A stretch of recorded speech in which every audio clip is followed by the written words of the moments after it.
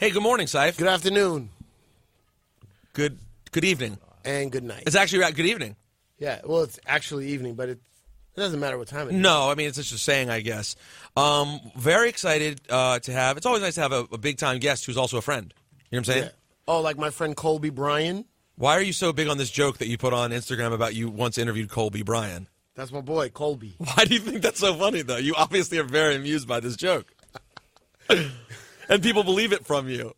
Now, yesterday I sent you pictures of A-Rod and Eli Manning. Yeah. And you knew who both of them were. He just sends me 2 pictures of A-Rod and Eli, and he's like, settle a debate or something. Do you know who these people are? I said, yeah, I sent it to a lot of people. I said, because I was trying to have an argument with my wife. Wait, you sent it to a lot of people? Yes. Why? Because that was the point, is if you don't know anything about sports, who's more recognizable, Eli or A-Rod? You knew both. Oh. Some people knew one. Oh, really? It was just because we were having an argument on the show yesterday. Oh, okay. Ciph, I think by next week, I think in the next couple of days, everything will be restored to normal. Thank God. What's happening? Well, I had a website problem. I don't know what happened. My website fell apart. You got hacked. I don't want to say that because I don't want to encourage more. Well, no. Okay, you got smacked. I got smacked, if you will. And then SoundCloud kicked me off for violating their rules. Did you speak to them? Oh, yes, I did. And the labels contacted them and were like, please remove the strikes. But like, because the strikes weren't done initially in error, I'm not officially announcing it, but I'm on the verge of announcing my F SoundCloud Forever movement done. I'm sorry. They're to be that dumb, I know you guys are dealing with lawsuits, but to kick off like someone who has a lot of followers and who's been there for a long time and the labels are telling you he's good. Right. And they can't fix it? Yeah, they already terminated my account. It's like, don't you think you should have waited? Don't you think there's a case-by-case basis when you saw that I have like a lot of, thousands and thousands of followers? Right. You might say, let's wait and see. Yeah. He's probably not trying to like I'm not bootlegging the Beatles. It wasn't just like randomly I want to put my old Beatles CDs on SoundCloud. Now. Maybe they got like a weird algorithm. Algorithm? Yeah. I thought it's algorithm. I'm pretty sure it's algorithm. How was Las Vegas and J-Lo? Oh, amazing. Yeah? Yeah, so I got this spot with J-Lo. She's doing this kind of pool party residency type of thing. I don't know how many they're going to be, but so she said she wouldn't do it without me, which is a major ego boost for somebody who has absolutely no wins whatsoever. That is not true. Anyway, but they want like a very specific type of vibe to the party. Yeah, I heard you were consulting with Laura about you guys were talking music. Laura? Yeah, she told me you guys were talking about music. Music vibes. Yeah. I asked a lot of people. I did some research, and I was up all night the night before and a couple days before trying to get this music right, and fucking murked it, yo. Did you? Murdered it. It's sickening. G-code confirmed? Murkage? I needed that win, too. You did. It was a feel-good win. It was a feel-good win. The J-Lo shit is great. J-Lo wants me to do a party. That's great. But a personal win to, like, be challenged with some type of music that I'm not 100% comfortable with. Well, you know who's getting a personal win today? Who's that? Our guest, Vic Mensa. Yeah. I call him, actually, you talk about personal wins, I call him Victory. Victory Mensa. Damn. And you have a, what's dropping today? It's an EP called There's a Lot Going On. There's a lot going on, the EP. This is dropping out of nowhere, correct? This is out. Yes. You just smack people upside the head. Now, what is this thing? Just songs? Yeah, 7 songs. He's a rapper. And music artist? Rhythmic American poetry. Rhythmic American poetry. It's not rhythm and poetry. No, rhythmic American poetry. And it's like put over instrumental sounds? Drum beats. Drum beats for primarily samples or live instrumentation? Man, mainly just drum beats. Drum beats, just straight drum beats. Yeah. And are any of you, did you get any of like your compadres or compatriots to perform music on the songs with you? Yes and no. It's mainly just my voice, but all the beats were made by Poppy Beats. I wish he was here so you could meet him. Where is Poppy Beats? Where's Poppy Beats? Where's he at? I don't know. Where's Poppy Beats? That's the question. That's what the police came. When we were living in, we had this crib that we were staying at for a little while in Beverly Hills where we were making all the shit and just like out of the way, but we were the loudest motherfuckers in the whole neighborhood. Yeah. So the police, this same officer, he got pretty familiar with us because he came the first day, and the whole crib, whole first floor is really like mad windows. So I just see like, I turn around, I'm like mixing some shit. It's just a light shining in my face and shit. From the window. Knocking on the window. This is all the way in the back in the, like, you know, by the backyard. So we had to jump the gate. I came to the front door. I talked to him. He was actually pretty cool. This is the first time I met him. Until I'm leaving, and he was like, yeah, you know, because people pay a lot of money to stay up here. And I'm like, yeah, I know, me too. And he's like, because you could go down to South Central. You could be as loud as you want to be. What? Why would you go to South Central? I don't There's understand. way other neighborhoods that could have been equivalent to I what don't you were trying to understand do. this. What do you mean, South Central? Yeah. Why would you possibly go there? Yeah, You're like, I'm not even He from said here. it with a straight face. Yeah, he said it with a straight ass face. I just turned my back What a on it. douche. But I thought it was funny though. I was like, yeah, Guy's a douchebag. He was happy about that one though. He got a high five. But from his that partner. sucked. Didn't it kind of suck because you're having a moment where you're like, oh, this cop's actually kind of cool. He's just doing his job. He's not a dick. He's just trying to tell me to quiet down. And then at the end, he has to slip in some inherently racist shit. That's kind of annoying. Yeah, but by this point, I mean, I know what to expect. So I'm like, this is not how my interactions with police officers work. You know, they're not just like cool. It never ends cool. No, it's not just a cool situation. They always got to say something. The other day, I was in gotta say Stanford. I was in Stanford the other day. Connecticut. WWE. I was seeing someone from WWE, and I drive out there, and I'm pulling up to this. I got off the exit, and there was a lot of traffic, and I looked, and there was like a construction situation, and a cop controlling traffic. And it was just one of those situations where, like, I pulled up, not sure where he was going to let me go. I had to turn left, but you couldn't tell it was blocked off. Yo, it was one of those moments when he was just a cop being such a dick. Right. And I'm not an anti-cop for no reason dude. Like, don't get me wrong, I'm decidedly on the side of the people and want cops to do right. But I give everyone in every job the benefit of the doubt first. If I see a cop, I assume he's there just to be helpful to me and do it. And he's just like one of those dudes who's scolding you as a man, like just making you feel. And I was like, man, imagine if I was black, how he would have treated me, because I already feel like shit. He would have shit on me even worse. I was like, this is. I mean, obviously, you can't ever know what it feels like. Being a white guy, my relationship with cops is inherently different. It's just inherently different. Like, the level of fear, I generally feel more relief when I see cops than fear, which is a distinctly different feeling. That's a very different emotion. They're very different. But in that moment, I was like, man, you enjoy the power of being an asshole. Yeah, you're a fuckboy who now is in a position to make other people feel like shit. It's not very difficult to become a police officer. I mean, the amount of training required is minimal, and the level of education required is also minimal. It's not. Do you need high school graduation? You need GED? No. You can't. If you score well, like perfect on the test, they don't hire you. You're they'll too make smart. you something like something higher up. Is that really true? I swear to God, it's true. They'll really put you. Because listen, if you're that smart, you can't sit in a car all day long doing nothing. You'll go crazy. So you got to be at a certain level of stupidity. I'm not saying stupid, but I'm just saying like there's different. You don't mind I met being a lot bored. of stupid cops though. When he threw that little jab in there, I was like, okay, he's a dickhead. And then he came back, a couple times after that, because obviously I'm still making rhythmic American poetry music. Oh, I love that music. It's my favorite music. You know what I'm saying? Rhythmic American poetry. Obviously, I'm still making it real loud every night. And so he came back, like, by this point, he came and he said some more racist shit, actually, when I wasn't even downstairs, because he came the next time, and I was like, Cody, just go talk to him. I'm going to go upstairs. Cody's white, by the way. Right. Okay. Yeah, we always have Cody talk to the cops. Yeah. So I was like, just go talk to him. I'm going to go upstairs, tell him I'm not here. He's asking about me. And then Cody was like just talking to dude, and my other two homies came around the corner. They're black. And then they walked away, and the cop told Cody, he was like, after he saw them, he was like, these guys need to know, this isn't the hood. I was like, you fuck nigga, man. You can't even live up here. Like, you couldn't even rent a house up here. But then why I even started talking about this was because I think dude went on my Instagram and, like, did his research, because the next time he came back, like, none of us answered. And then somehow, eventually, the door got open. This nigga came in, and he was like, where's Vic? Where's Poppy Beats? And he knew Poppy Beats by name. He said, where's Poppy Beats? Now, speaking of Poppy Beats, Where Poppy Beats is dope. Where is Poppy Beats? Where is Pop? Hashtag where is Poppy Beats? But I first met you when you were with Kids These Days. Yeah. And you were like a music school nerd, right? No. You were not part of it. That was the rest of them. Yeah. You were the hoodlum from the streets. Yes. So tell us about kind of. From the streets of Jays. Where did you grow up in Chicago? What was I've never really talked to you about that specifically. I'm gonna assume this, and I could be wrong. Maybe I'm wrong. Hold on, let's see. I'm gonna look at his neck tattoo. Okay.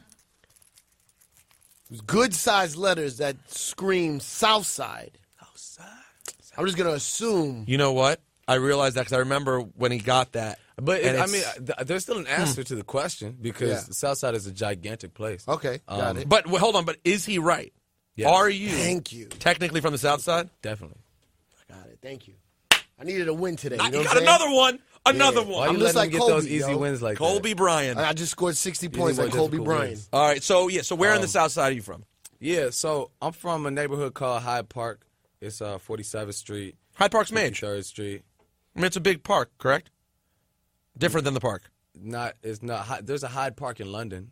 There's not a big Hyde Park in Chicago, just a neighborhood? It's a neighborhood. But it's a big neighborhood. Yeah, it's Okay. big. Yeah, but it's not like a Actual park. But yeah. So I'm from Hyde Park.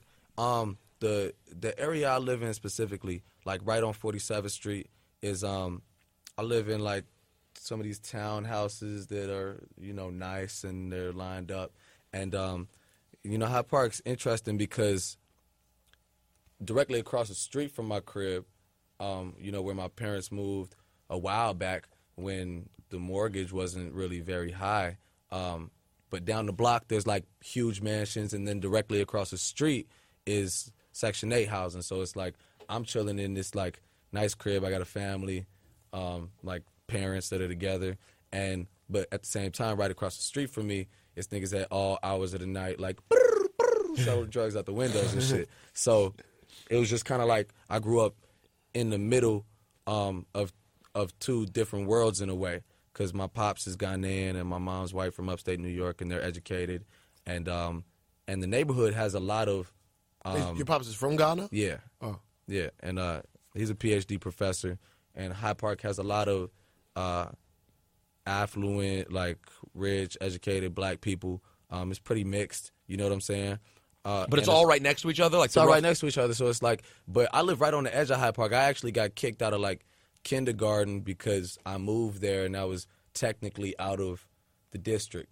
And I was also like, it was weird in kindergarten. I was kind of a bad kid, I guess. I didn't like sharing, but then they put me in the Vintage Mensa. They put me in the in like the IEP class, like a slow learning class, because I didn't like sharing. And I'm up here with like kids in wheelchairs playing Go Fish and shit. I'm like, yo, this isn't me. I'm not in this. I mean, Go Fish is still fun. Yeah, Go Fish is Let's cool, not knock but it. not when motherfuckers is drooling and shit. No offense to anybody, but I'm like, that's not. I'm like, This seems like it's not the right fit for me. like this ain't for the kid. I just don't fuck with y'all. But Did you already refer to yourself as the kid at 5 years old? When you were literally a I was kid? like, this ain't right for the kid. They were like, he is a kid. That would be too tight, yo. Because normally by the time anyone refers to themselves as the kid, they're like at least 30 before you even say the kid.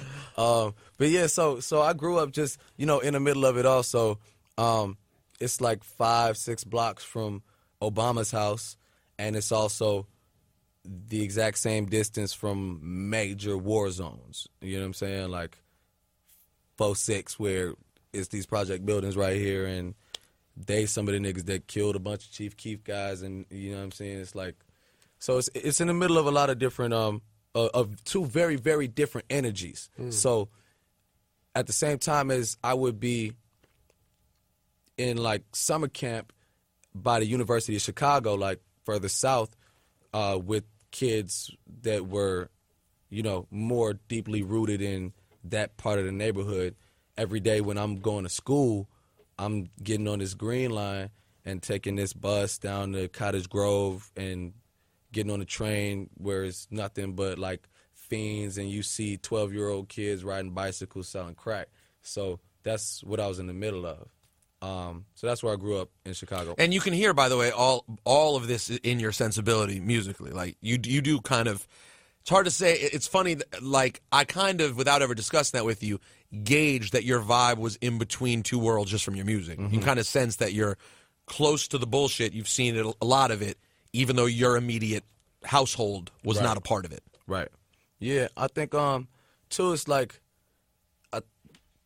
different sides have always been prevalent in my development mentally because I'm half white and I'm half black. So it was like weird when I was a kid. I didn't feel all that racial when I was younger, and I went to like a Jewish preschool, and then I went to your mom's Jewish schools. Nah, but it was it was just a good preschool. Yeah, it was just like in the neighborhood. Damn, I almost got really excited, and yet almost mad because I was like, damn, he never mentioned being Jewish once. This is crazy. No, I'm definitely not Jewish. All right, too bad. But I got love for the Jewish people. You know what I mean? We got love. I went to preschool with them across the street from Obama's crib. Then I got older and I was in mixed schools, and I went to some bad schools. I went to some good schools. But I didn't feel that racial at that point in time. But I was kind of like you didn't have an identity as a kid. That you didn't feel like a black kid or a white kid or anything. I didn't feel really like a black kid when I was like 8, 9. You know what I mean? When I was no extra sense of kinship to other black kids. Definitely. I mean, there was a sense of kinship, but I didn't feel like a black kid. I just felt like a kid. Sure. I didn't really feel. I didn't have a racial identity at that point in time. Beautiful thing. Wait, why is that though?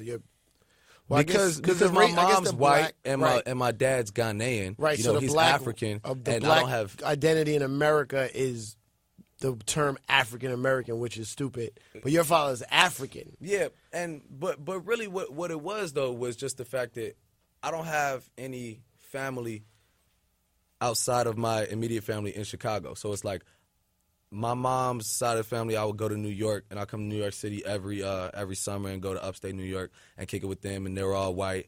And so I have white cousins, I have African cousins in Ghana, but it's not like I'm growing up around a concentrated group of white people or black people. I was just in the middle, and I had friends that were white and friends that were black. It didn't really occur to me, but I did feel at times like, I would not be accepted or not fit in because I was half black or because I was half white. So it's like I remember, like sleepover shit, birthday parties where it's like, there's too many people, and somebody's mom is like calling my mom like, can you come get him? It's just me or something like that.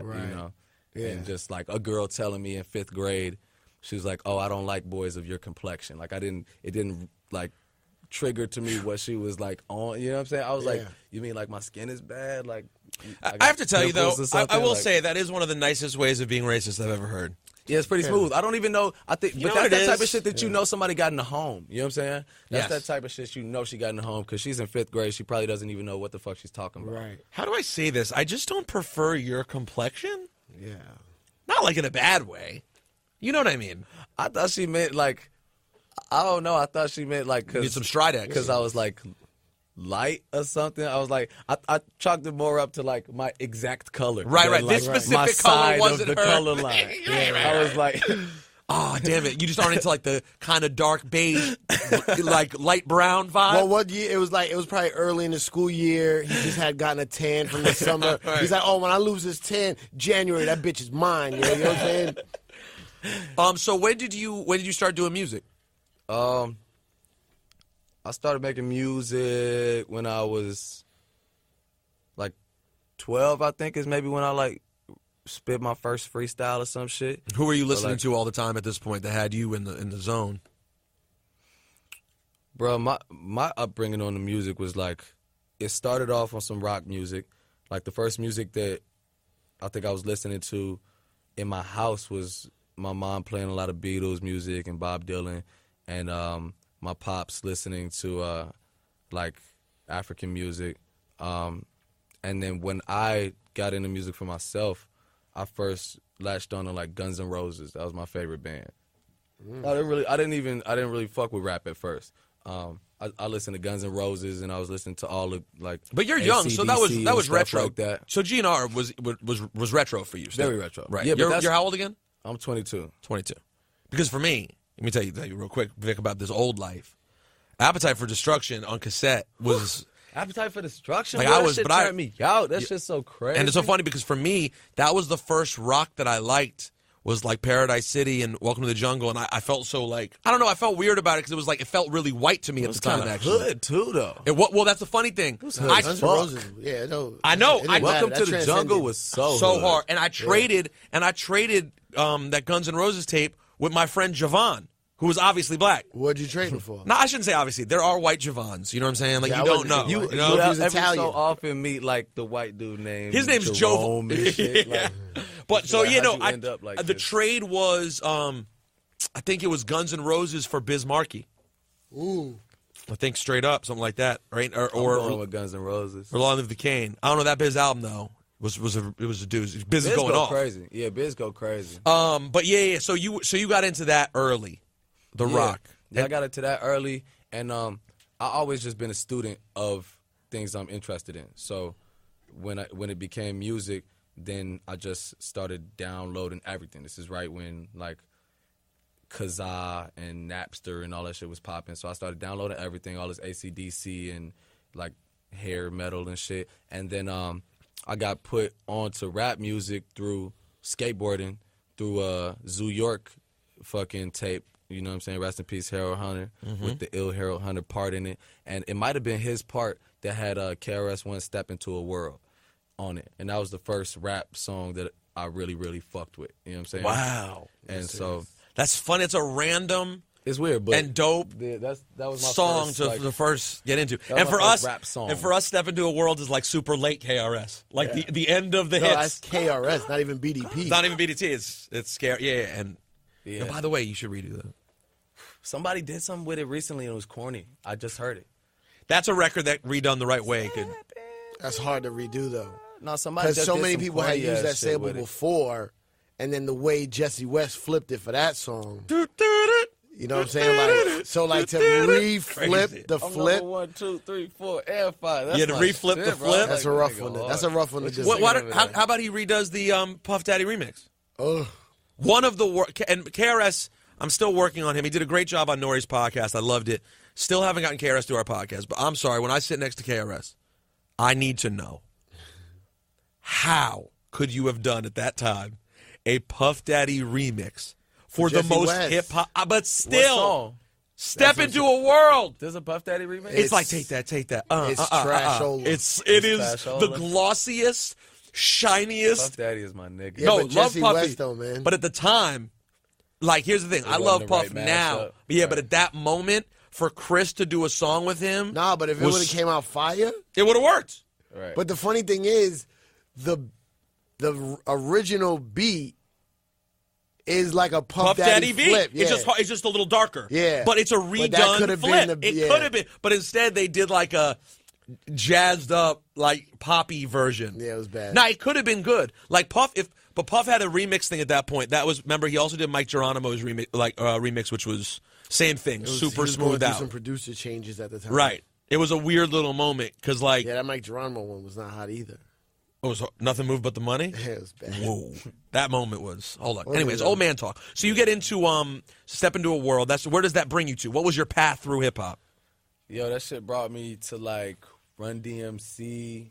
Oh, really? You went back like that? Student It just life. started for me. It just all started like it started from the oldest shit up. Oh yeah, everything. You know what I'm saying? It started like chronologically from when the music was made. So that shit brought me to like Run DMC, and I was breakdancing and shit at the time. So I was buying a lot of vinyl records, and like Jimmy Castor bunch and James Brown and stuff. So I was checking out the breaks You're and like, the what, like samples. 13, 14? Yeah, I was like 12 when this was going on. So then I was checking out the samples. I was listening to Run DMC, and I started listening to probably where did I go You from have there? no I mean, like older brothers. fucking, right? nah. No, your dad's not into this music. Nah. I started listening from there pretty soon. No, I started listening to like Nas, Illmatic, Jay, Reasonable Doubt. But you were able to do This is all Napster shit, right? I was buying CDs, Buying too. vinyl and I was CDs buying and- CDs, vinyl, downloading, Everything. like everything. But trading, but no trading older mixtapes. siblings and no older people to be like, do this. Nah, it was just like me and my homie Nico. We really just like dove deep into the music. Nico was in From Kids These Days. Yeah. So And he still plays, and he plays with Chance Yeah, he's and playing all with kinds of shit. Chance. Yeah, I was just listening to that record today where he says, Nico, grab a trumpet. He says it on Blessings. He shouts him out on the album. Well, we'll get there. We'll foreshadow. So, and then you decided to spit. What you remember? What instrumental you decided to rhyme on? Nah, Nico was beatboxing, man. Oh, he was giving you the beatbox. Okay. I had a hot bar though. I don't remember what the setup was, but it was like alphabet soup. I got you eating your words. That was my bar. It's not bad. Man, my 11-year-old bar. That's by the way, that's pretty good. I always been good. You knew you were good. Did you really get a sense right away of like, I'm kind of good at this? I wasn't like taking it that serious. I was just into a lot of shit, just studying, man, and like listening to the Blueprint a lot and listening to Big L and I mean a lot of Wu-Tang Clan, Grave Diggers and shit like that. I would just find anything that I could connect to something that I knew and liked. I was listening to all that shit. Yeah. Happy birthday, Big L, by the way. His birthday just passed the other day. Oh, shit. Happy birthday, Big L. That's big. And, have you gone on Spotify and you search Big L? They have an album. It's one of those things that this can't be clear. I'm sorry. I don't want to snitch. It's great. I want it to last forever. Someone put these songs up there. What are they? Bro. Unreleased? I mean, listen, if they were released at some point, it missed me. Like Japan or something? No, I mean, listen, it includes stuff like... It includes, like, the Jay-Z freestyle and stuff like that, but then it has... He went so crazy. Yo, my wife had the funniest moment the other day. I played her that for the first time. I was explaining to her that freestyle. I was like... I love these lessons you have with your wife. Like, she's younger than me. I was like, listen. I was like, you hear what he says at the beginning? I was like, he's here with Jay-Z. And I was like, listen to what he says at the beginning. And Stretch, or Bob is like, yo, if your man wants to get on, he can get on too. I looked at her, she was like, his man is Jay-Z. I was like, yes, that was his little man. Like, if your man wants to jump on, he can get on. And then Jay-Z starts rapping, and my wife looks at me, and she was like, this is fucking horrible. She was I thought Jay's verse was hard. I still be thinking about it. Which one, though? He goes like 3 or 4 different times. The first one. When he said, even if they don't let me in, I raise heaven. To the cell. Recognize yes. The black cat with the 9 lives. Get up off me, nigga, if it's bad enough to cross me. That shit was hard. I mean, That's the best one. Big L went stupid crazy. What it seemed like to me was that Big L was super, super prepared. Like, he just had the dumbest verses on deck. I don't know if Hov realized exactly what he was getting himself into. Hov does a lot of, like... rapping next to him, like, knowing that... maybe not knowing this... He's about to be a rapper forever and gonna be the king of rap. Exactly. He hadn't made the full decision. Right. No, because he's still doing raps where he's like, I do, diddy. And somebody's like, and you're like, what was that? But here's this joint on here. Do you know Hell Up in Harlem? Yeah. What's that from? Mixtapes? Hell Up in Harlem. Cam, Mace. It's McGruff. It's McGruff's song. From the McGruff album? Yo, 8 is enough. Who's the one nigga that had the crazy verse at the end that I don't think he ever kept rapping? Hold up, somebody gotta tell me this. Oh, look that up. This is. I didn't know this record. Sorry. Hey, yo, check it out. We about to make this shit real hot. You got Big Al, Herb McGruff, and Ron G, the mix king, the niggas who hold it down for Uptown. Check it out, bust it. I walk around with 6 style, sipping on Cristal. My whole clique's wild. I'm rich pal, no more sticks. I'm making hits now. All right, drink. I'm taking hours to write. So if you write, just tell your man what kind of flowers you like. But like, I guess he didn't recognize the verse. I feel like it's a different beat. I could be wrong. No. Well, that verse is the beginning of The Enemy. Yeah, I don't know what that is. I drink Cristal. I'm through doing tours. Yeah. I don't tell whatever he says. I'm through breaking laws. But he's got a lot of dumb shit here, featuring Stan Spit and OC, Shaheem. Furious Anger. Y'all remember this? Y'all remember this? Wu-Tang Clan was jumped in a Staten Island club, and his face still bears the scar. Wait, who? This shit was Shaheem. This shit was so hard, doesn't it? And you will know my name is the Lord. Shaheem. Yeah. Coleon. Check it out. Man. Oh, Big L. That was called Big L. I could speculate on Big L. We got to do a full Big L podcast one day, because I have a lot of theories on Big L. And that'd be dope. We never thought of doing a full Big L. Well, we did a Biggie one recently. Remember, on Biggie's anniversary, we did a retrospective. So, did you find the answer to what you were looking for, the verse, or did you get distracted on your cell phone? I got distracted, but I've always wanted to know. I wonder if you would know, because I always thought that this motherfucking verse was super crazy. But you don't know who it was? Nah. From which record? 8 is Enough. Are you Googling it? The Posse record. I'm about to just play it and bring up that verse. All right, there you go. Yeah, play it right into the mic, though. Shit, yeah. And Cam's cousin that was killed. I think murder, right? Yeah, but murder. Bloodshed. Bloodshed. That shit. It's hard to keep track. The names are all very No, but violent. that's why Cam always says, but that's why Cam always says word to blood, and they think they're talking about the Bloods. gang Bloods. No. He's talking about his cousin Blood, like word to Big, word to Blood. Yeah. I thought that's who he So was I'm talking going to ask him I right don't know now. who the fuck Mike Boogie is. Where's Mike Boogie? Well, let's try to call Cam and see what he says. Do you think Cam will answer if I call He's him? on the road, but maybe. Cam is? Oh, did they already on Smokers Club? Yeah. What would you bet the odds are of him answering? 0. You give me Just 0, call him, dog. You give me 0 odds. Yo, B, why you calling me right now? That was pretty good. Please leave your message. Oh wow! No, he sent me. He sent me to voicemail. He hit the red button. Red button, Joe He ass. sent you Word right to blood.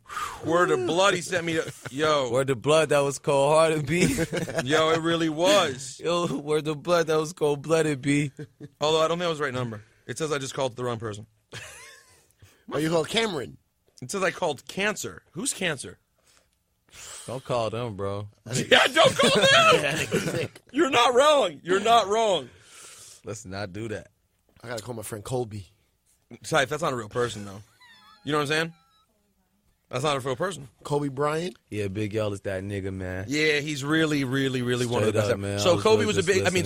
So Big L was a big influence. Hell yeah, bro. And so when did you start getting more serious and meet kids these days?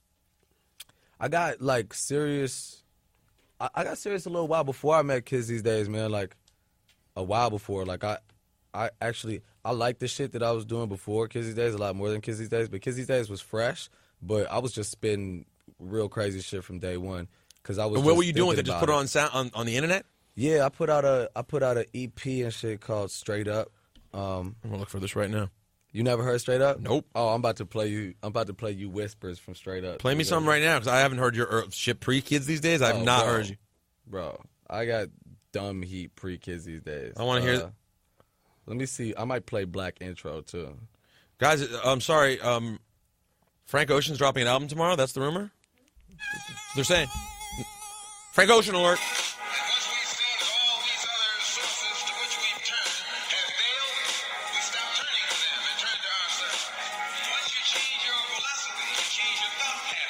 You with Malcolm early. Just like 16.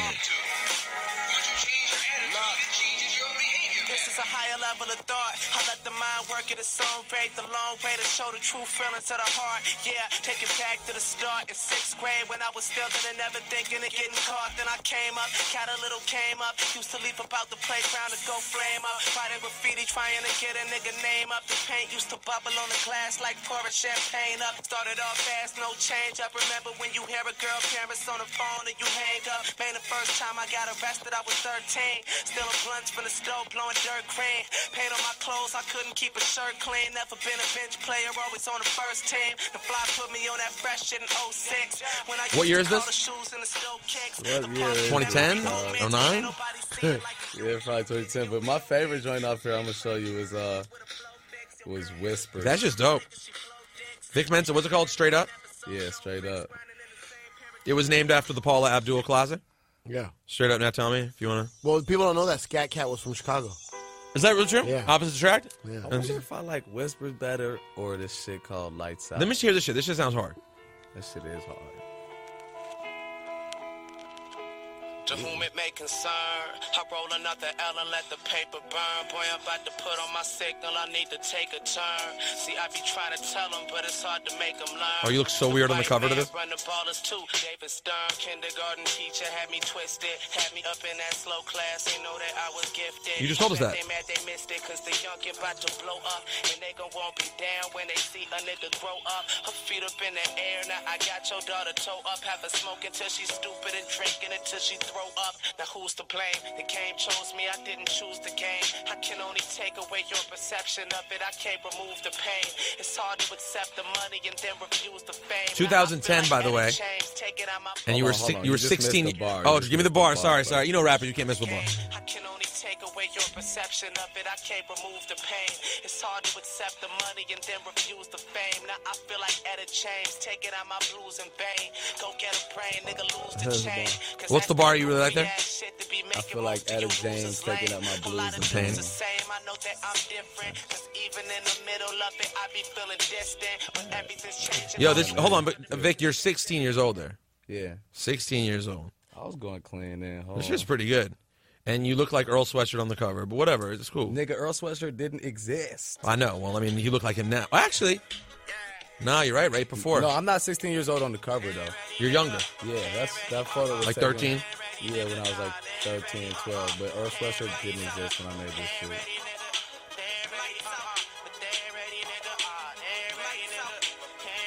And I was rocking. I was in Barney's buying like Vince and motherfucking Polo Loafers. Hold on, real quick, hold on. Man, How are you buying stuff like that at Barney's? Cause I was hustling, Oh, what were you selling? Drugs? selling weed. Yeah, Just weed. yeah, I was just selling weed. Nothing too crazy. Nah, Ciph, that was before it got popping on some like Molly, Zans. You know what Good. I'm saying? It's like that wasn't really in my generation when I was 16 like that. You know what I'm saying? So if you were selling drugs, you were probably selling weed, or you'd have to be selling cocaine, and that was A big upgrade. That's a little bit extreme for a 15-year-old. And shit. Yeah. Not that it doesn't happen, because niggas was selling crack in my grandma's Yeah, school. but you're making a decision But- there of like, oh, right. I'm gonna go in, and you weren't. that's a whole different life. But yeah, I was just hustling. That's how I was able to do all my original music, or record my shit, was just from hustling and buying studio time and shit like that. And yeah, I stopped hustling because like out of just like respect for my pops, because he was finding like packs of 1,000 baggies and shit, and I'm still trying to lie and talk shit, and he's, you know, doing me the solid of like helping me out when I need to be picked up from studio. What does your dad sound like? I can't do it. I was just telling them earlier I can't do it. I could do a Ghanaian accent, but I can't do Your my father? dad. Why not? What's the difference? What's a Ghanaian accent like? Molester of goat. You have very funny podcast. Some shit like that. Your father, Well, you why can't do it? not your dad though? Does he do that? You are funny guy. Make joke. What makes your dad different though than the traditional? Man, my PhD. dad left fucking. I don't know. He went to like boarding school in Ghana, but he went to like a British boarding school or shit like this, and then he. That's what I was gonna think. It had to be a London connection. Yeah, somewhere. and he left Ghana in the 70s. So when he was like 20, and he's been in America ever since. So it's different. It's just different. It's not that people can understand it any better, because he'll still get upset if, you know, people don't understand him, and people still are like, I don't know what the fuck you're Oh, so he has a crazy accent, He got a thick accent. but it's It's not, just different. It's not straight not like- Ghanaian. It's like it's- mixed. Yeah, it's like, I mean, it just will sound like an African accent to most people, but it's unique. I mean, and people might have trouble like understanding him sometimes. He gets tight. Yeah, and he'll get tight about it because it's like he's smarter than all of them and Yeah. like knows the Oh, English that language must be better. frustrating. But they just can't understand him and shit. Well, I never understand why people like that don't work on their accents. I don't know if you could work on your accent. You can't. I know Jamaicans that, like, I know kids that come here from Jamaica, and like my boy, he was tired of getting made fun of in school, so he would just watch TV and just repeat How old was he, everything. though? Yeah, he was like younger, like Yeah. 12. My pops came here after living like a full, you know, life Yeah. in Ghana, and nobody from his family had ever come to America. So he was the person that he is by the time he came to America. And, you know, being in education, it's like he's listening, you know, and learning and writing, and then he stayed in school, got a PhD, and got to a point where it's like motherfuckers have to figure out what he's saying if they can't understand it first, because they need to make the grade. You know what I'm saying? Like he's a teacher or he's like a keynote speaker. So Right. it's like, So people had to adjust to him rather yeah, than he him didn't have adjusting. to adjust to anybody because he was like just light years ahead of people mentally and shit. Yeah, so then you selling weed is the fucking what's your problem? Yeah, what a dick. Problem, dude. Again, he's the same kid who wouldn't share in I was just trying to kindergarten. get money, Share. dog. I mean, shit. Yes, I mean, it's not. Weed is so. See, to me, it's like I feel like there are certain there's certain universal laws. You know, I think that selling crack on a universal scale would be interpreted as being wrong. You know what I'm saying? Because you are directly gonna ruin somebody's life. Yeah. Weed, that's just an American law. You know, it's like it's not Right, I feel what something you're that saying. is like frowned upon in the eyes of God, I would say. You know, and I don't give a fuck what the laws of Well, they the try to- land are. They made weed illegal Oh, they because demonize the the shit. Mexicans They were demonize the bringing shit. it And up. you look at the old propaganda Yeah. and even the way that they used to talk about smoking weed, like, you know, even in fucking commercials like a couple years ago, all the anti-drug commercials would make it sound like you're gonna smoke weed, like foam at the mouth and like fucking Yeah. drive your car off a bridge. You know what I'm saying? Oh my God! Well, I've brought this up before on the podcast, but my favorite thing ever in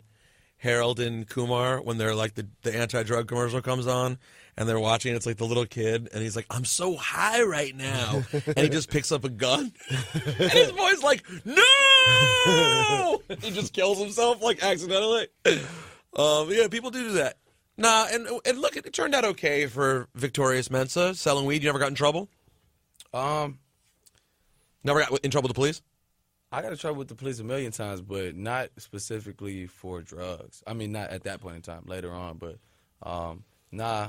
I stopped hustling really because I started just like focusing way too much on the music, and then I ended up linking up with kids these days. And So they thought you were a dope rapper and were like, "Yo, do you want to front our group? Like, we have this group and you could be the vocalist or a vocalist, a rapper." Because they have a... yeah, it was like not really how it happened originally was Nico told me that his homie Liam had a studio. I thought he was talking about a whole different kid, but he ended up talking about Liam from Kids These Days. And so I went to Liam's crib, like far as hell on the north side, to go record this other ill shit that if I wish we had fucking like a lot of time. They're trying to tell me I got to make a move because I want to play you all my old rap songs, dog, because I got so much heat. I got this. I'm going to just have to try and find and play this song. Is it? Well, here's my question: are any of these songs legally for sale, or are they're all just free like out loosies. there, loose? Because if you want, you could send them to me and I'll inject them in here. I can add them to the podcast later if they're not actual real. Okay, we're gonna do it like that. So this one was called Sneaks, or they made some stupid ass name for it. It was called Sneakers. I was rapping over like Raekwon Sneakers? Yeah, Bro, And that's I- one of my Check it out, favorite. though, The check it Pete out. Rock shit. Here's what I did, bro. Here's what I did with it, and this is what I went to go. This is what I went to go record at Liam's crib the first time. What I did with it was I took like the Nas "I Gave You Power" type story, Yes. and put it into a pair of shoes. So the pair of shoes starts on this motherfucking on a shelf, and then they get taken off by a dude that sells them to somebody. Then there's a murder on the block, and everybody gets like niggas get robbed, and motherfucking they get robbed for the shoes, and then the person that robs them or something like sells them to me. So it ends like a nigga calling me like, if OG Sneaks is your interest, you should see these like Memorex. And now I'm in possession of a nigga just as fresh as me. Once the shoes come to me and shit, it was ill, Bro, as shit. and It was ill. I'm blown right now because I did not realize. In Ciph, there's a picture of the promo vinyl. I didn't realize. I didn't realize there was an instrumental vinyl for this Raekwon and Mobilarity album. Which this is the best one. Ooh. Oh, dog. I know how to get to the whole thing, actually. Hold on. Can we just, Jake, I know we got to do shoot. Oh, you got it. I can't play it. I can't show it to you. Hold on, hold on. Yours isn't on YouTube? No, I think it's on my Facebook, like my childhood. Really? It's on your childhood Facebook, bro? Yeah. Hold on. What if I do it on my phone? Will it come up? It'll probably be easier. You really, this is, but now hold on. If you're about to dip out in this second, we didn't even talk about, we made it to what, he's 17 years old? 16? Yeah. Good job, man. Great interview. We're still 5 years from you meeting Kanye West. We're not even near. How hard is it to get me back on the show to pick it up and finish? Well, now it got easier. Technically, it's not hard at all. 'Cause I'm coming but back, man, people soon. coming back to do part twos never happens. What? No, Mr. C. I really want to do this, and I would actually like to give. I would y'all- not even call it part two. Let's just call it part 1B. Yeah. Because if we say part 2, it's never gonna Never happen. gonna happen. I would like to give y'all a chance to like sit with the EP too and hear the shit so we could like talk about it. When are you guys coming back? You doing a festival? We're coming back in like a week. We're coming back Are you doing Governor's Ball? super soon. Yeah, I'm doing Governor's Ball this Oh, that's this weekend. weekend. How were these niggas looking at my at my fucking maybe this This is your childhood Facebook? I don't know if this is the one. It's on here though. 'Cause This is how you were creeping on girls back in the day? No, I was creeping on girls on AIM message. Oh, yeah, of course. I mean, yo, Vic, let me teach you something real quick. I'll show you how to do this, huh? Show you how to do this, young. Yo, You want to go in these chat rooms? Let me walk these dogs. I'm going to show you how we do this. let me see how this. Oh, there's Yo. Vic smoking weed. Yo, Rosenberg. Oh, my God, what a nerd. Rosenberg was macking on the Yeah, I was tech consultant on the chat room. You know that story. True story. Vic, I ran out of minutes on like CompuServe or whatever, so the only way that you could still be on was if you were like getting technical help. So I was in the tech room like, yo, are you a female? Trying to talk to the tech person. I have a real problem. So, are you- Who's that? Where you Is going? that now? you? Are you leaving? Yeah, I'm trying to find how I can see. All right, hold on. Stop. No, Victor, stop. Victor Mensa, stop. Video of me rapping sneakers, dog, because it exists. No, send it to me, and because we have to at least plug your shit first. All right. We got to plug your shit real quick and tell people like where they can get it. While we do that, I'm So, just- and you can keep looking on my old slow computer. So talk to the microphone real quick and tell us real quick the name of this EP and where they can download it right now. The name of the EP is There's a Lot Going On. You could download it. How are you doing? everywhere. SoundCloud? Is it on your SoundCloud? Where is it? Spotify, SoundCloud, Apple Music, iTunes. But if you go through my SoundCloud by pledging to vote through the Respect My Vote campaign, we have a link. You pledge to vote and you get to download the music for free. So that's basically just saying that when the time comes around, I put my word down that I'm going to vote, and if I'm not old enough, I'm going to encourage friends and family to vote. And by doing that, you get the music for free. This is something I wanted to give to the people And Trump will just thank let them you. feel where I'm coming from. So this is a real EP, though, actually for sale on Rock Nation. Yes. All right. So people can go cop, which I will do and I'm excited to do. Real quick, how's the Kanye situation working out? Kanye's my man. And do you guys have an official working relationship, or are you just Chicago homies who work on music together? No, we That's got all. we got an official working relationship. Kanye is one of my favorite artists ever, and it's dope to be able to build with him. And I've recorded stuff recently for new shit he's working on and Sounds crazy. played him stuff. Yeah.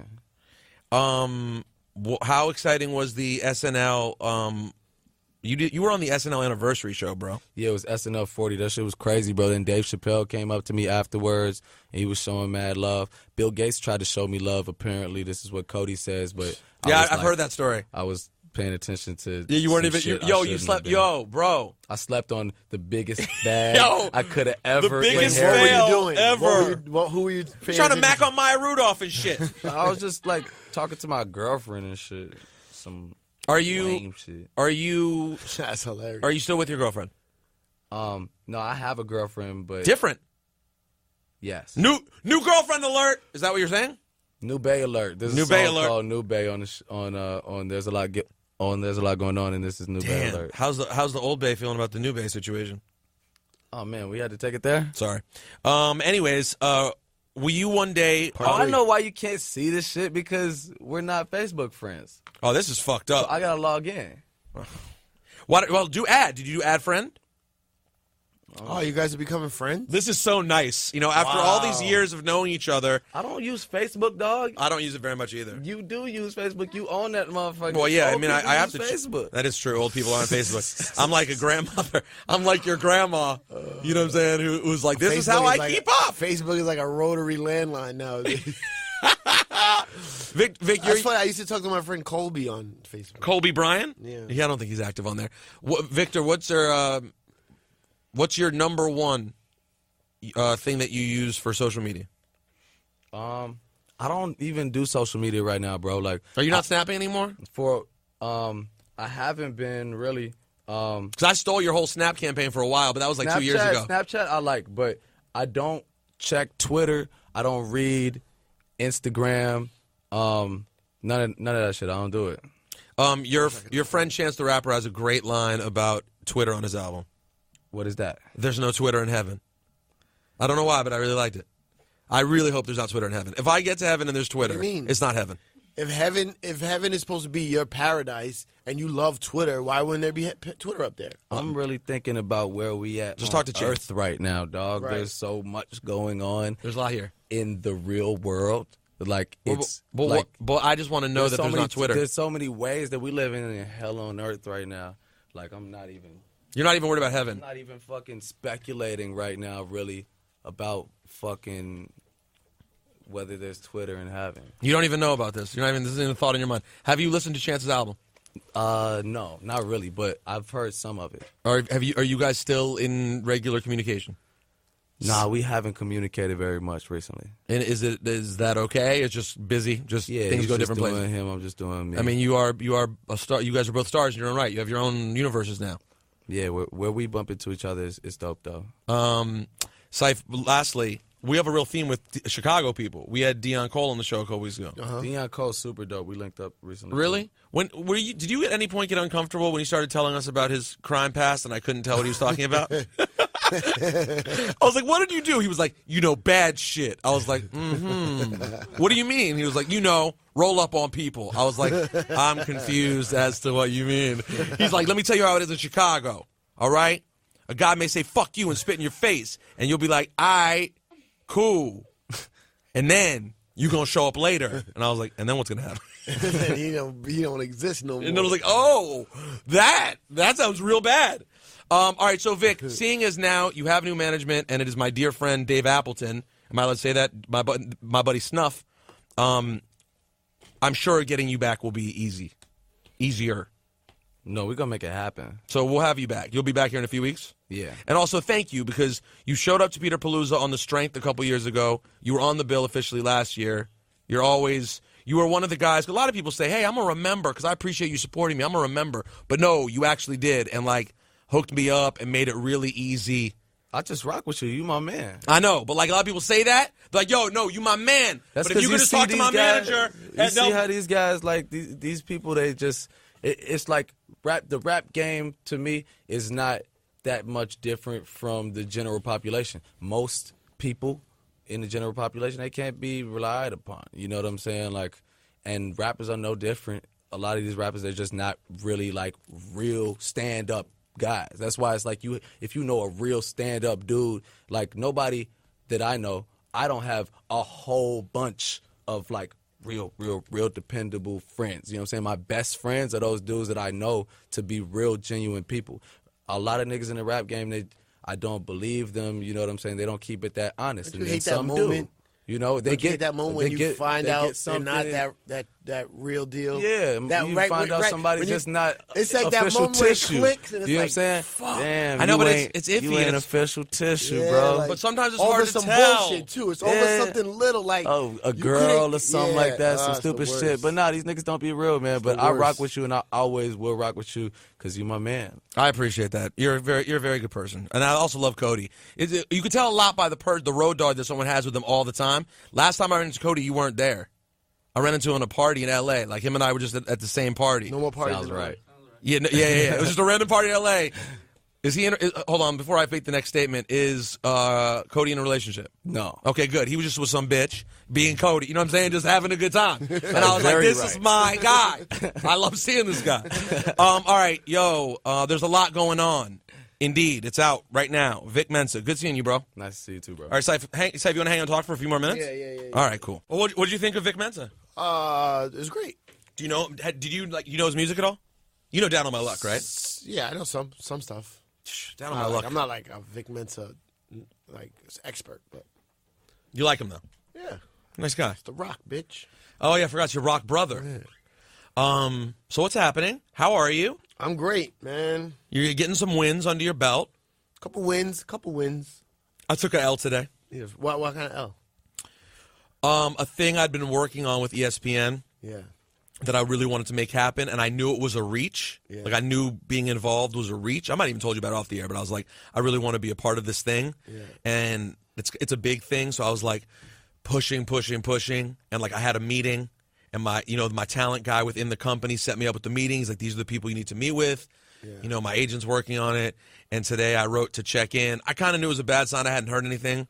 And I was like, hey, and they're like, yeah, we're good. But, you know, it was nice meeting you and, like, definitely want to stay in touch for down the road. It was just one of those moments where you're like, huh, okay. I had back-to-back. And then I had another one, a gig that I've done before that I was excited to do again. And the offer was shit last time, miss, but I did it. Right. Killed it. And was so next time the offer will be better. Guess what the offer was this time? Less. No, but equally shit. Same or like just more. But like, it was just like, But then I have had a lot of really positive stuff happen this week too. So it's, you know, you can't weigh the bad more than the good, Ciph. You know what I'm saying? You can't? No. I know you do. I do too. Okay. You can't assign more points to negative than positive. It's hard not to. If someone sends you a comment on Twitter and goes, "You're a fat Puerto Rican piece of I don't shit," care about that. no, in that case it would be you though. That's why the emphasis is on Puerto Rican. Right, thank you. And you can't take that worse as Cipha Sounds. I love the fucking mixtape you did with so and so. No, I don't. That's not what bothers me. No, you never really get affected by Twitter at all. No. But it's the same thing. I was standing in a club last night watching the DJ on stage, and I was like, "This guy sucks." Why would you play that after that? You were saying this out loud? No, in my mind. Well, I don't understand what the point of that was. But you didn't tweet it or anything, did you? No. No, I'm just saying. Then I'm like, that's when I'm like, why don't I get asked to do stuff like this? What was it, a big party? No. Was it something? But that's the thing. You think about that for everything. So do I. Why wasn't I at that? Why am I DJing this? We're pathetic. I mean, you more than me, but close. We're still pathetic. It's really pathetic when you think about it. I went to a wedding this weekend, Ciph. Yeah. The DJ. I did not want a DJ, but the DJ, it was my wife's friend. The DJ. Atrocious? Ladies and gentlemen, Mr. and Mrs. Really? I was like, this is the only intro they're ever going to get in their whole life. They're not professional athletes. The wedding intro is their only intro. And that's how you start the thing off. And then here's the thing that drove me insane. He had CDJs, and he was an older guy, like 50s, like, I'm a DJ, bro. Yeah. But he had CDJs in his Serato. He played every song, the entire song, Ugh. for like 4.5, 5 minutes, right? Yeah. But then the odd part that made me not understand was then he'd have a nice blend to get out of it. So, like, you do have some understanding of what DJing is. Right. So how do you think it's okay to let a fucking song go to the ad-libs? Yeah, it's bad. Like, where I think the next thing that's going to happen is dead air. I don't understand. Like, my wife kept being like, I can't dance. Why? She was like, what's he doing wrong? Why are the songs playing for so long? And, you know, my wife's a DJ. We already know. She has a bit of a DJ issue. DJ? Yes. No, DJ issue. Okay. She has a natural predisposition to being like, what's up with the DJ? Right. Too much so. I always think she gives too hard a time. But in this case, she was dead right. I was like, I mean, I don't know what he's doing. I don't know what to say. I don't know what to. And you can't start a wedding off right out of the gate with, we are family, celebrate, YMCA. Bro. Later, that's tipsy music. You're coming out of the gate with just the generic biggest wedding songs of all time? No, chill. Even at a wedding, you still got to have a build. You got to go somewhere. Yeah. Anyways. Fuck that guy. I mean, no, I don't want to diss him or anything. Fuck him. Wow. Fuck him. Really? Okay. Fuck a lot of people, to be honest with you. Were you at Irving Plaza last week when the shooting went down? Hell no. Not at all. Hell no. I would have been, though. What do you mean? If you were invited? I was going to go. No, you weren't. There was a lot of reasons for me to go. Do tell. Pray tell. I'll tell. A lot of reasons. One, True Life is home. He was there. He was there. Are we allowed to say that? Not that True Life. A different True Life. Okay, got it. Yeah, Fake Life. Perfect. Drewski was there, and I've been telling Drewski we need to hang out more. We haven't hung out in a while. True Life's ex-manager who works with Tip was my link to J-Lo. Ah, wow. And I've gotten so much dope J-Lo shit lately, I wanted to go see her and say what's up and give her a hug for hooking me up. You know Is that the person I know? Jilly? Yeah. Yeah. And so for all those reasons, I was like, all right, let me go to this rap show. And luckily, I got a spot at the Cellar. I got a call from the label who was like, yo, and he's on a new label. He's on Universal. Yeah. It's through rock, kind of. Oh, really? Yeah. She said, do you want to go? We have T.I. here Wednesday night. I was like, can I keep it honest with you, bro? I was like, I got to be out on like Thursday, and I was like, and midweek, I was like, I've seen Tip a million times. Yeah. I was like, he was supposed to do the show the next day. I was like, I'll see him the next day. Yeah. Nah, I'm good. And man, the shows are getting canceled right and left. It's funny because it has nothing to do with him, which is fucked up. I know. That's the thing I feel really shitty about. But I had gotten the first Besides someone word. dying, of course. I had gotten the first word about what happened, and I just froze. I got so nervous for so many people I know that would be there. So many people were there. Because when I started hearing it was Billy June was there. I know, but when I started hearing this like green room, the crowd is like, okay. Who do I know in the crowd? Probably no one. But also the crowd is like, how many people does that place hold? 1,000, right? 2,000, whatever. Like the odds are slimmer. Green room is like, oh, everyone I know. Everyone I possibly have crossed paths with in that green room. This piece, I mean, I don't know if it's going to be the final piece, but this chapter for the Troy Ave story is bizarre and depressing. And, I mean, me and him, the last communication me and Troy had was a harsh disagreement. Yeah. That we've had a long relationship. So it wasn't like it was tense. It was just, I mean, I'll talk about it just fine. It was over the Capital Steez thing, him saying crazy shit about Capital Steez. I was like, bro, please stop doing what you're doing. This is not the move, please. And we went back and forth about it in a long text message exchange. At the end, it was like, listen, we just agreed to disagree. Like, I'm just like, I can't support it. I'm not going to play your record. I'm not going to have anything to do with this. I'm not standing next to this. And that was it. Obviously, I wish no ill will on him, but I was like, it was a weird, sort of weird circumstance. And I was like, at this point, I thought that was such a negative thing to do that I was like, this could spell a really bad moment for him, right? Because he took for granted not only the inappropriateness, which I'll never change my stance on, but he also took for granted how large that fan base of people who care about Capital Steez is. Yeah. Like, he's one of those people who's gone, but is like the soul of a community. Yeah. And I was like, you really aren't realizing. Like, one of Troy's biggest problems was, and is, he didn't realize that you could be hot and not be in the club. On the radio. He dreamed of the radio and the club. That he grew up on that old school mentality. Yeah. That's all he wanted was radio and club. Yeah. I'm like, you don't get it. Pro Era's popping. I got news about Joey Badass. He's rich. Joey's rich. He's a kid, and he could buy me and sell me. Joey's his deal is great, and he sold a couple 100,000 records. Yeah. And he tours nonstop. So you don't have to be in the clubs to be killing it in the rap game anymore. So anyways, he's a fucking nice the best guy, kid. yo. Joey's the best kid. I remember when you first brought those Pro Era dudes to the station, I did not like them at all, yo. You had no interest. They had just that negative Brooklyn attitude, which I fucking hate. And I realize now they were just high school kids. Yes. And they were just kids. They were like kind of shy, Yeah. And then a couple times I met Joey after that. It was cool. I was like, he's cool. Then when I really met him and got to know him, I'm like, I fucking love this kid, man. I fucking love this guy. And Troy Ave he's Troy Ave.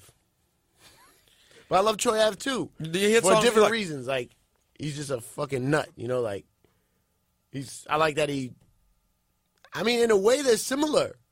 He did it on his own. He wouldn't sign to a label like you know what I'm saying? Like, he took the independent game from like the Bay Area and the South and made it a New York thing, like it's something that. Well, it's going to be very interesting to watch how this whole thing. This shit's going to play out horribly now. But it's going to be really interesting to watch how it plays out, right? Because the initial story of it was horrible looking, right? You see this video of him just walking out, seemingly him walking with a gun, blasting. It freaked me out. I've never seen someone I know pretty well stumbling, bloody, shooting in a club. I thought I was having a nightmare about it. I was like, this is horrible looking. But when you really look, the story is going to change before it's all said and done. Somebody got to snitch. But the question is only going to be when someone starts talking. Yeah, somebody got to talk. Let me tell you something. There were a lot of people there that night. A lot of people. I mean, let me tell you something. Look, I know tons of people that were there. And that all saw it. Oh, yeah. And there was plenty of cameras in the room. So Troy's going to have a decision about whether he wants to be, because if no one else steps up and says anything, Troy's getting illegal gun, multiple counts of reckless endangerment, attempted murder, and he could get murder because someone died. Yeah, his friend. His friend died. But if he gets charged with the attempted murder of the same gun trying to kill someone else, but that gun killed someone, well, if we're charging you with the attempted murder and it's the same gun, then we're going to charge you with the murder. Of course, unless there's someone else.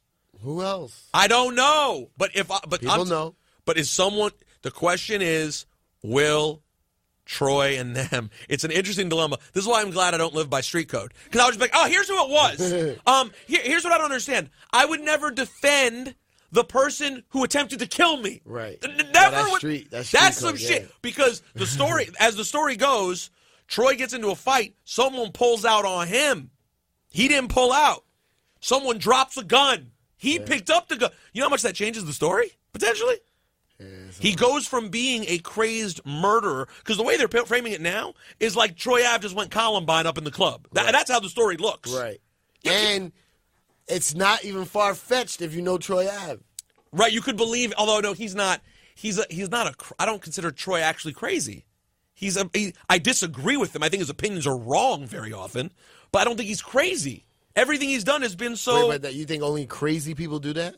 You're one of those guys that believe you have to get a mental breakdown before you could buy a gun. No. But I mean, if the story that they're telling, where it looks like he was just wandering around shooting people for no reason. No. Who's saying that? That's the way it looks. That's the way it looks. But it's like rapper Troy Ave shoots himself, his friend, and strangers. Nah, I saw the whole video. That's 8 seconds. That's 8 seconds. Yeah. I saw the whole video. Have you played detective yet? Have you been watching it in slow mo? I know the entire story. We'll talk about it off the air. Yeah, I'm not gonna. No, really, you're not.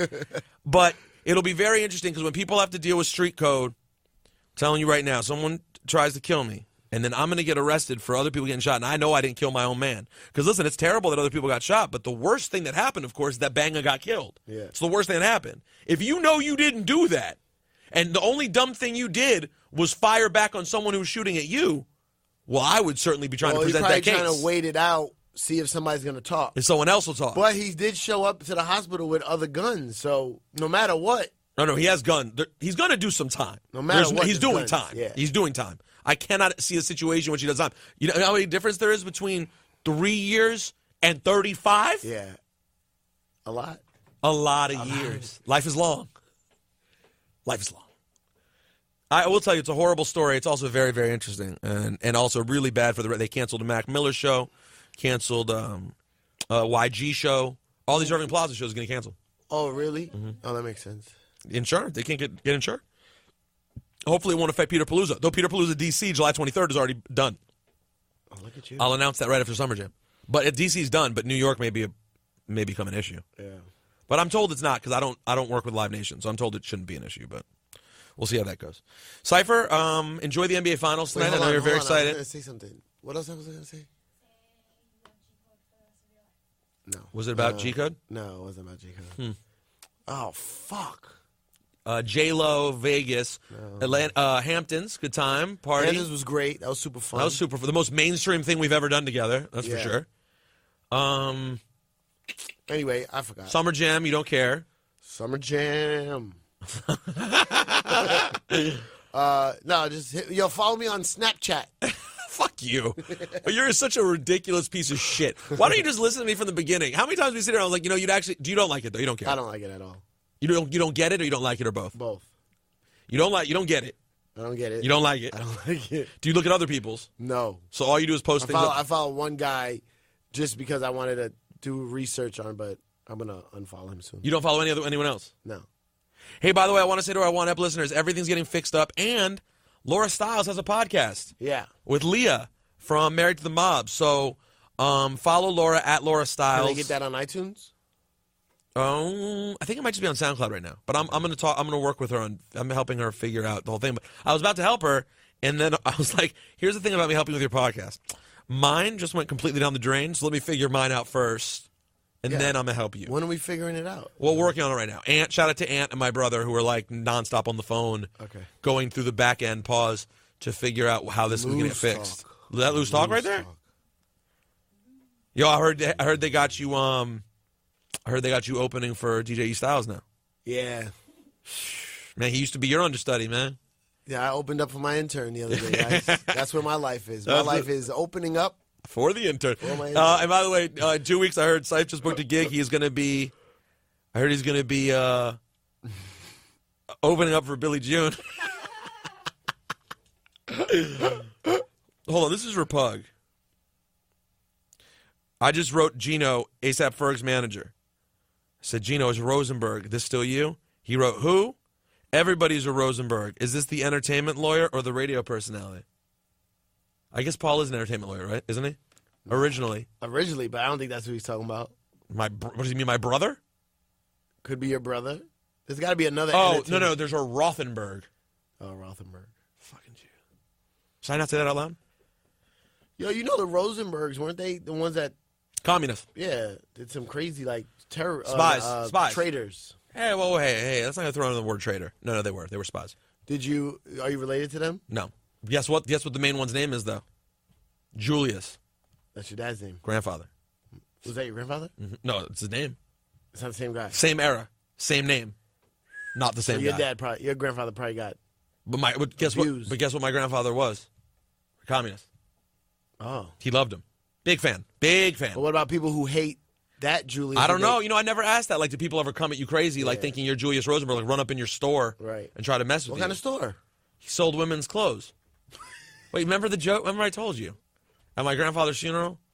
They had like I've told you this before. Our listeners probably heard this. We had the rabbi we didn't know very well. So, they just like read the information. Yeah.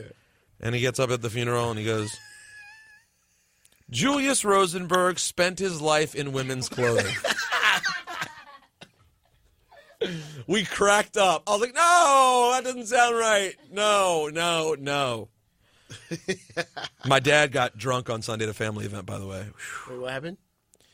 My dad got drunk? Yeah. What, recently? Sunday. What does that mean? He doesn't normally get drunk? Not really. And he said his mouth hurt, and the only way to make him feel better, he has like something going on with his jaw. He's like, it was to drink. And my dad doesn't want to drink like casually. He just like downs alcohol to get drunk. Yeah.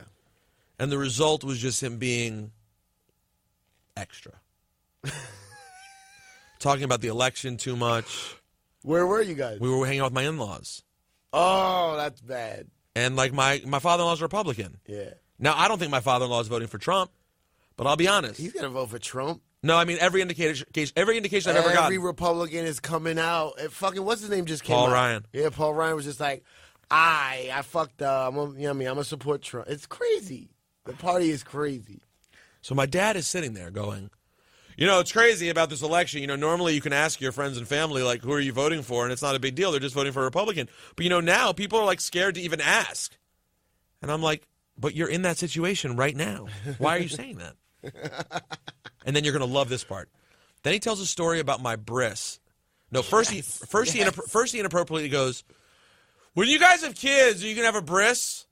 In front of Alexa's parents and my parents. And I'm like, we don't really want to talk about the religion stuff with both of our sets of parents because, like, that's you got to discuss it first. Yeah, and you're putting the wagon ahead of the horse. Let's just one step at a time. Yeah. And then he goes, at Peter's bris, and I'm like, he starts telling the story.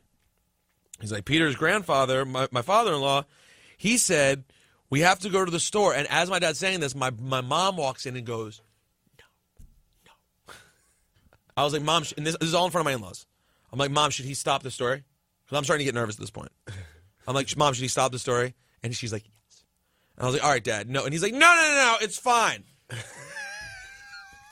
At this point, my father-in-law is like, well, now I got to hear the end of it. And I go in the other, and as they're still telling, my brother calls me into the kitchen. He's like, come here. And I walk over, and he's like, he's fucking out of his mind. You have to do something. I'm like, I don't have to do anything. You have to do something. What the fuck am I supposed to do?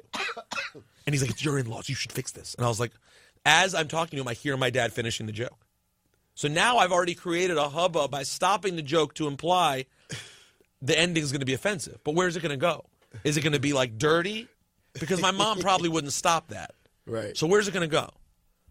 So he goes, and I never heard the story. He goes, so Peter's grandfather said, you have to go to the liquor store. And my dad's like, yeah, but the bris is at 10 a.m. And he said, yeah, but Goyim but you know Goyim need to drink no matter what time it is. So my Goyim in-laws.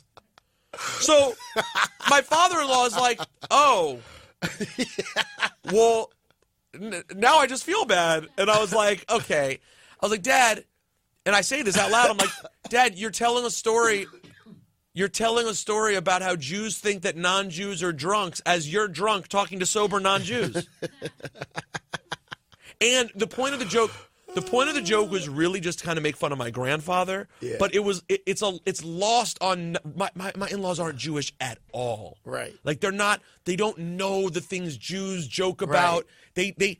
They're not even like huge Curb fans, probably. No, like, no, I mean? they're like, not. They're not. Like if you don't know anything about Judaism, but you love Curb Your Enthusiasm, you kind of get introduced. They don't have any of that stuff, really.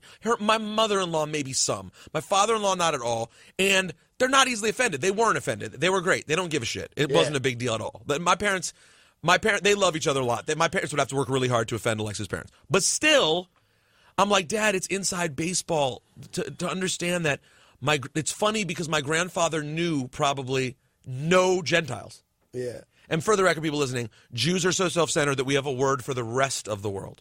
Yeah. Jews, Gentiles, Catholics, Protestants. So Gentiles or Goyim means non-Jews. So the joke is really about my grandfather. He doesn't know any non-Jews, so he just assumes you have to get booze because they all drink. Yeah.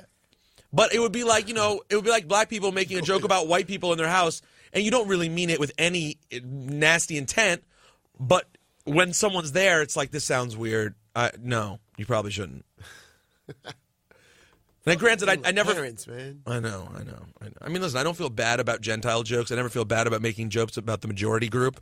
But still, it wasn't appropriate. Cipher, it's been fun. It's been real. I'll see you next week. Next week. You around? I'm around next week. Hopefully the podcast is alive and well. Please. Go support Vic Mensa's album, EP. Things are going on. Yes, a lot of things going on. I'm going to reiterate that Mr. Fab album. Ooh. That's a joint right there. Not hyphy at all. Did you get our boy DJ Floyo who sent us files?